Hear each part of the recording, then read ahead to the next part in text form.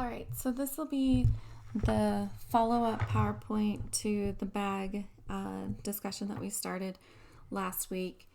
And the parts that we're going to talk about for this lecture are some material selection considerations, emphasizing to do multiple idea iterations, some tips and techniques about how to draw flats for bags, and also some pattern development things to think about. All right, so we're going to start with materials. And one of the things that can really set you apart with your projects, particularly if you choose to put them on your websites, is advanced knowledge about innovative materials. So as you are designing and researching silhouettes, obviously materials is such a huge part of what we do. So it's always a good idea to keep researching innovative materials as well as design. So some of the cool materials that are available on the market today are composites. So they're made up of more than one type of fiber or polymer. X-Pac, Spectra, Dyneema, these are all fabrics that feature a stronger fiber that's loosely woven inside of the fabric and are considered a composite. And what this does is it allows for extra strength and reinforcement with a lighter weight, or being able to maintain low weight. So as we learned from last week's discussion, weight is a key issue for bag design. So then there's other materials like Hyphalon, UPVC, and PU polyurethane that we see used in bags a lot. So these are literally the materials that they use to make inflatable boats, and they consist of a woven fiber coated in a highly durable rubber. These materials are durable and waterproof, but they can be quite heavy. And so we see these in bags a lot, but there's obviously a trade-off for the waterproofness and the weight. So when you're thinking about the different materials, obviously another thing to consider is how thick the materials are, and are they going to be able to produce your bags because of all the different layers of materials. So those are just some things to think about. I have pulled together some resources that I like for materials research. The best one is something called Material Connection, but it's behind a paywall. So it's basically the WGSN of materials research. So WGSN has a great database for materials and fabrics. Another kind of visually interesting one is called brainofmaterials.com, and then materialdistrict.com is also really interesting. The pitfall of these is that they are often tailored to interior design and architecture type end uses, but there's still lots of really innovative materials that are listed on these sites and worth your time to look at. And then Rocky Woods is actually located in Loveland, Colorado. They have like for practical, if you were to order them, they have practical descriptions and a fairly well organized website for different applications. Obviously, some sentences should be given to upcycling materials. So a lot of companies do this, right? And we see it a lot. But one thing that to keep in mind if you're thinking about upcycling materials is that your sewing, your construction process might have to look a little bit different because each material is unique and it might have some flaws in it.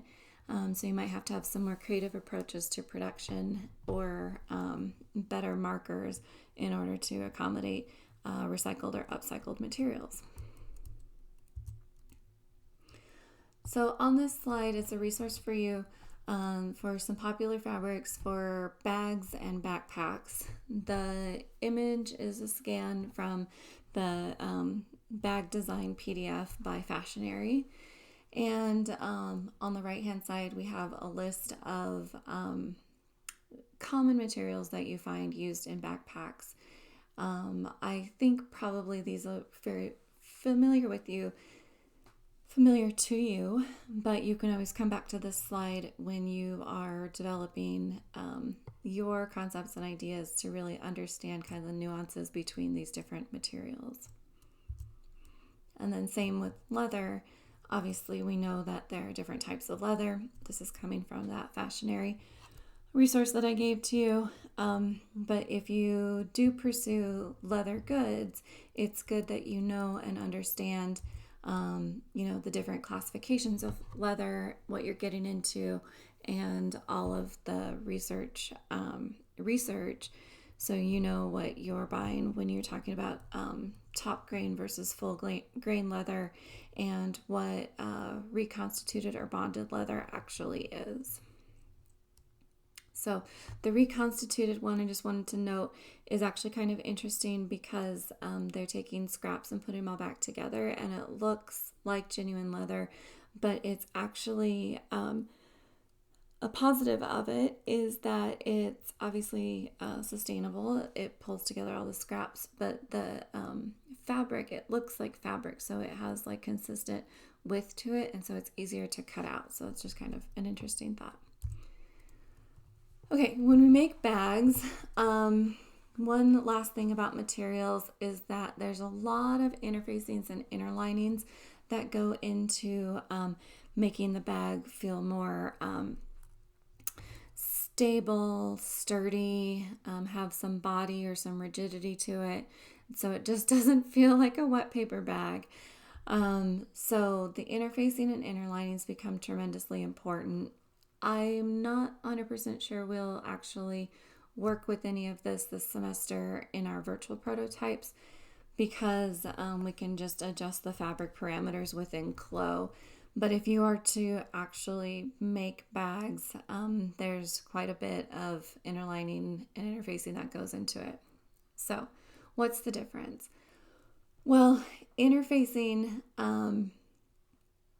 it basically gets bonded to the fashion fabric that you're using, and it gives the fabric more body and substance.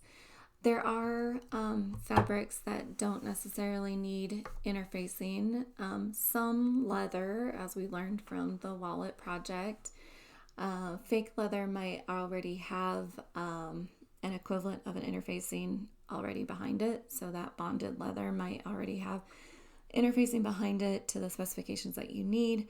Vinyl's the same way, and as you get into thicker canvases or nylons and stuff like that, you might not need any interfacing for that. So usually it's fusible and it's attached to both the fashion fabric and often to the lining fabric as well. It does come in a variety of different thicknesses and can be as thick as canvas fabric. So it really depends on what your end goal is as to how much interfacing you'll need for the bags. And then inner lining is a different concept where it's not necessarily fused to the fashion fabric, but it's another layer of material in there. So like if you imagine like a sandwich. So like you have your fashion fabric and that's one piece of your bread. You have the lining, that's your second bread.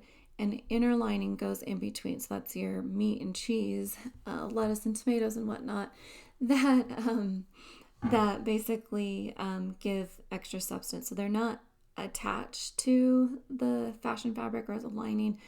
And the easiest thing to think about when you think about inner lining is batting, which gives like a quilted effect, or the foam padding that you see on the back of backpacks. Those materials would all be considered inner linings. Okay, so we're going to move on to design iterations, and I just want to make a cause for not always landing on the first idea is not always the best idea. And you use multiple iterations to kind of think through your design process. So as we're working on this bag project, please go through a few iterations of your designs at the beginning here, and then be open to iterating as you are going through the design process and doing some prototyping. So obviously some things might need to be changed. But I found this online because I think some people are always like, yeah, whatever. Like, I'll get it right the first time. And so here's from the American Press Institute, an article from 2016. It says the scientific reason why your first idea is rarely your best one. And so they cite neurologist David Eagleman says, there's a scientific reason why your first idea isn't usually your best one. Our brains are lazy, and the first idea we have is usually the handiest idea rather than the best idea. To get your brain to the best idea, Eagleman says, the key to innovation is to distrust the first answer and send it back. Send the answer back so you're getting something else out of that rich network that's already in there. And so I think this is absolutely true, that the first idea is sometimes it's necessary to get the juices flowing, but it very rarely ends up being the final idea. So when you're working on your bag project, what I would do is I would start by using the Fashionary templates that are provided to you as a PDF for this class, and start sketching out silhouettes that you think are interesting that might work together as a collection. And then you can use kind of cross-pollinate the different sketches to get different silhouettes that you don't see in the book. And so that's where some real creativity and innovation will happen. And then as you have multiple ideas, then it's time to edit down the ideas and create a well-merchandised collection that has a good variety of sizes and shapes that will satisfy various customers. But you can't edit until you have multiple ideas out there to really see what will work well together. So a couple quotes that really drive this point home. A designer knows he has achieved perfection, not when there is nothing left to add, but when there is nothing left to take away. And so in the iteration process, sometimes we also over-design. And so over-design is when we have all these great ideas and we try to put all of them into one design concept. So the saying, everything but the kitchen sink. And so we end up with these products that are really complicated, and they don't necessarily need to be that complicated.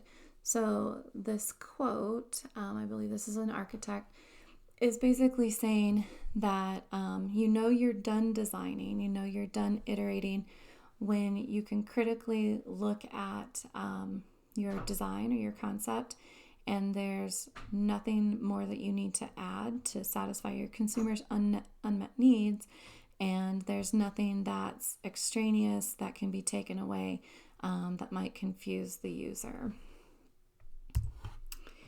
And I thought I pulled one of these out of here, but I didn't. But this quote says, the designer does not begin with some preconceived idea.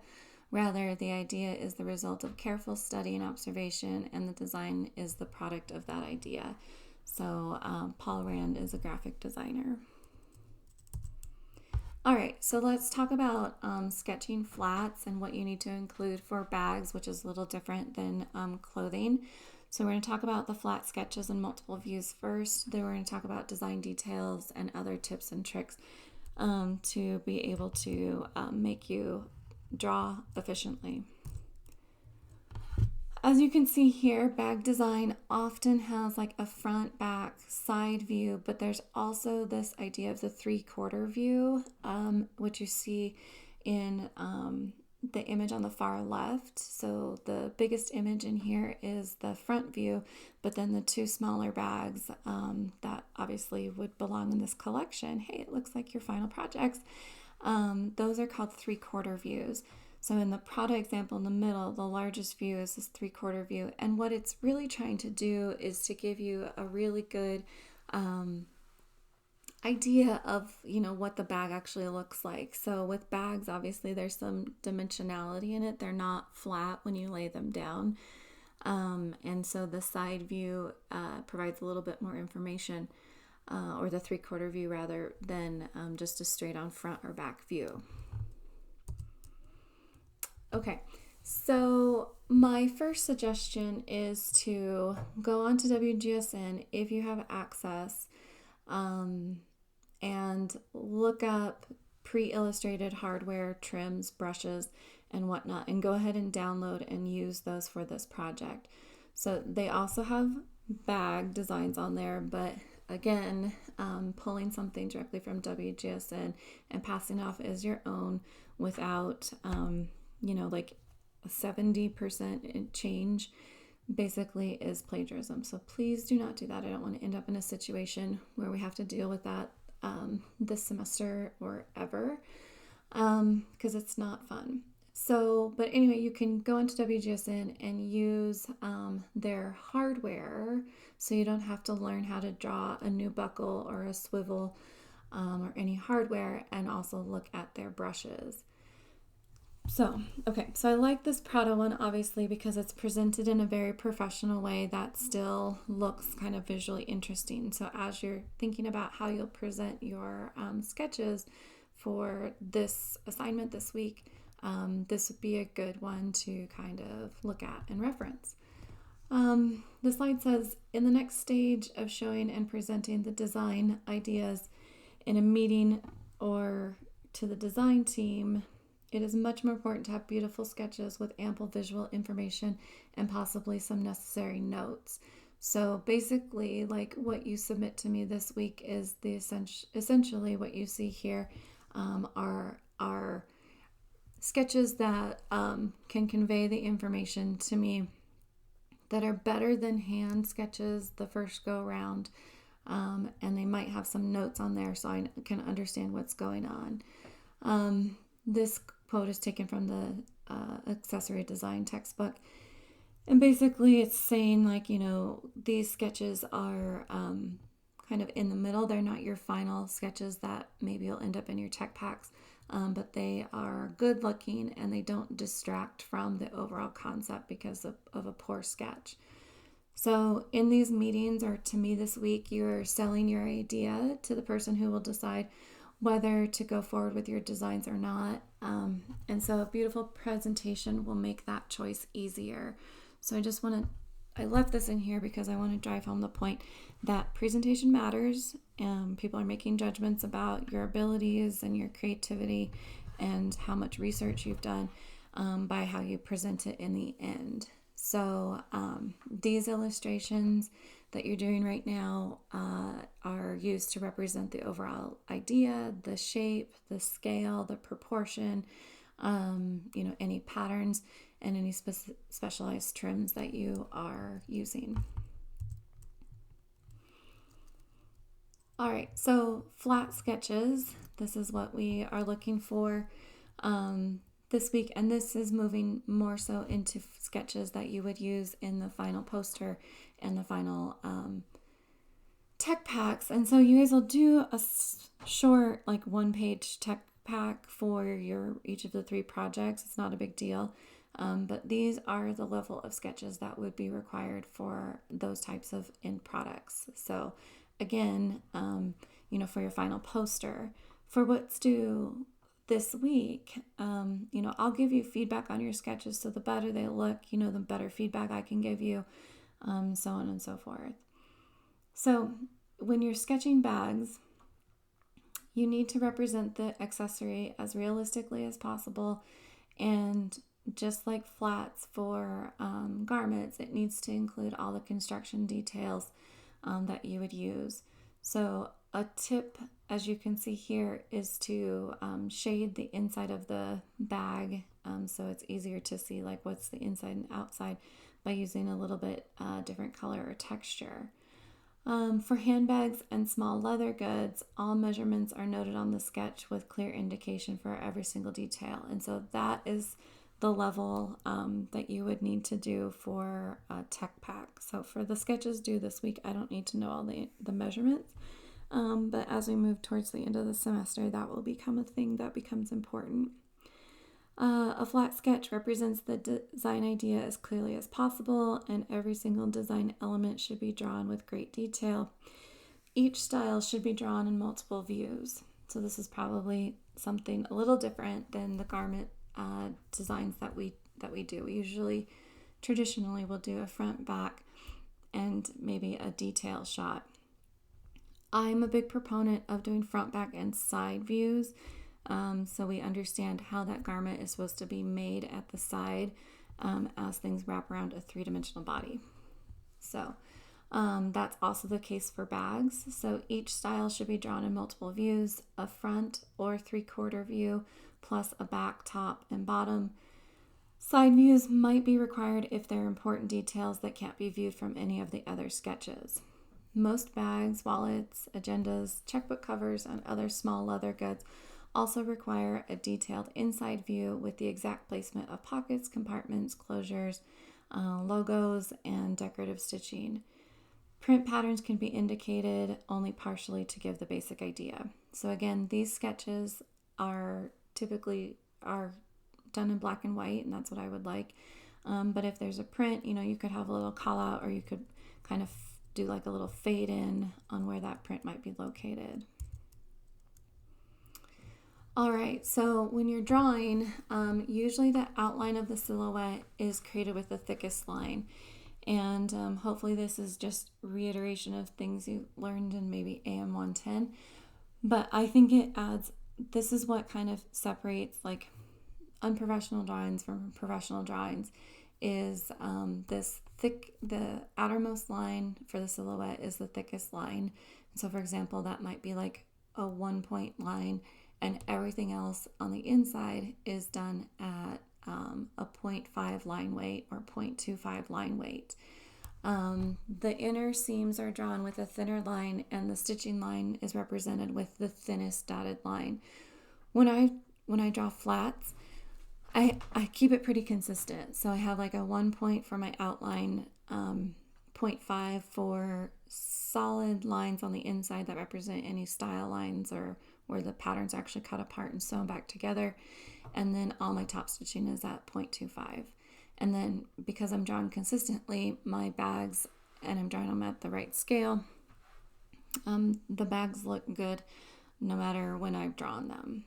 So I could have 3 different files open, done at 3 different times, but if I have that I know, like I use those 3 different line weights all pretty consistently, that is ensuring that they all look good together.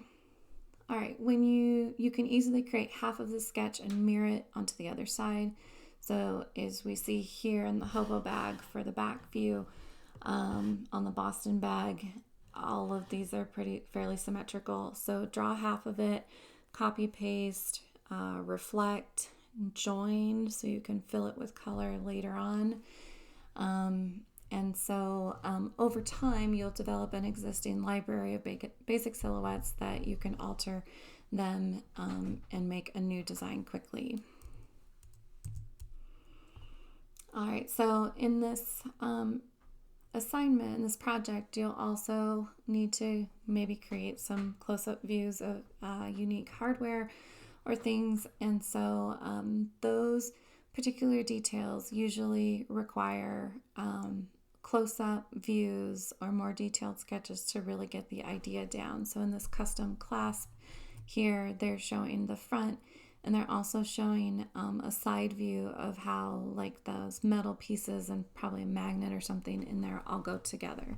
So just keep that in mind, that you might be asked to create a closer up detail view of a specific part or component of your bag collection. And all of this is really great content for your website. So it shows people the level of detail that you're thinking and also your technical skills in order to visualize this in obviously Illustrator. All right, so I also think that you should go into WGSN and look up different hardware that they've already had illustrated for you, so you don't have to spend your time redrawing a side release buckle, for example, or a tri-glide. You can just go in and download it. I realize that many of you might not have access to WGSN at home. So in order to access WGSN, you have to do it from an on-campus computer with an on-campus IP address. I would try using Citrix or the College of Health and Human Sciences IT page to log in remotely to the desktops and see if you can't access or renew your WGSN subscription, and see if that works. And so if you really are logged out of WGSN, there's lots of other resources of already vector bag hardware or vector design elements online. And I've provided you with one Illustrator file that has some elements in it already. But I really think the best thing to do is to not waste so much time drawing each of these components perfectly, but using the resources we have already available. And so that gets down to zipper pulls, so they are clean and professional looking, and then also different brushes for different types of zipper teeth. So molded plastic teeth look a little bit different than metal teeth. Metal teeth are obviously some of the easiest things to illustrate and create a brush for. And so if you work with things that are already existing from your past classes even, or that's available on WGSN, that's how I would go. That's the route I would take. Okay, so I have the slide in here for you to remember to think about the interior bag. So it can be as simple as just putting, an image like this into your files that show like what are the organizational and zipper compartments that would be on the inside of your bags. Don't forget about the insides. All right, and I found this person on Chloroflot.com, which is another kind of repository for people's online portfolios, just like Behance.net is, and Dribbble. And so I put these on here because I think they're really clean looking illustrations, and I do think that you guys have the technical skill set to be able to draw front, back, side views, and there's a interior view of the bags that you are trying to create. So these are also a visual reference for you as you move forward if you are interested in drawing things that look like Marmot backpacks.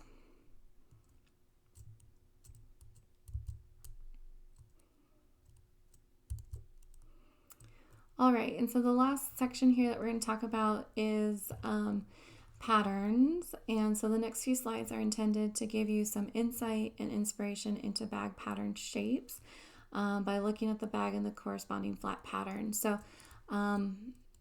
whatever you guys decide to do for your project, so it might be handbags or it might be packs or gear, recreational oriented type bags, or a crossover hybrid travel bags, whatever you decide to do. I don't want you to push you in one direction or other. That's totally up to you and how we'll have unique projects in this class. But some of the resources that I do find are obviously geared more towards one or the other. So the patterns that I was able to find online are obviously more oriented towards leather goods and handbags. But by the end of the semester, if you do a good job in your projects, and are willing to share, then I'll have some of these examples for potentially more complicated bags or recreational bags. Okay, so obviously pattern making is a precise art form. We can't just wing it because the pattern has to be perfect and spot on with exact measurements so it can be reproduced in mass. So the pattern is obviously the guideline and the cutting file and everything in order to be able to replicate thousands upon thousands of bags. And so pattern drafting in and of itself requires very precise measurements and a few iterations to work out any issues before it goes to production. So your job as a designer, product developer, or tech designer is to give accurate measurements so the pattern makers can do their job. Each sketch you create needs to have exact measurements of every single detail that will be made. They can be tweaked after the first sample, but it's essential to start out with realistic and complete measurements. And I think that's also true for the sketches. Paper patterns are created by hand for each style. And then, as you see in the image here, and what you guys will do is you'll actually mock it up in paper first. And then once the patterns are good, then they're transferred to heavier weight paper like oak tag or whatnot.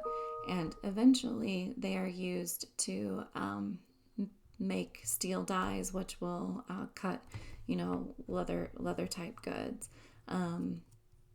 You don't need dies to cut other shapes, but certainly you could use dies to cut through multiple plies of nylon, for example. Yeah.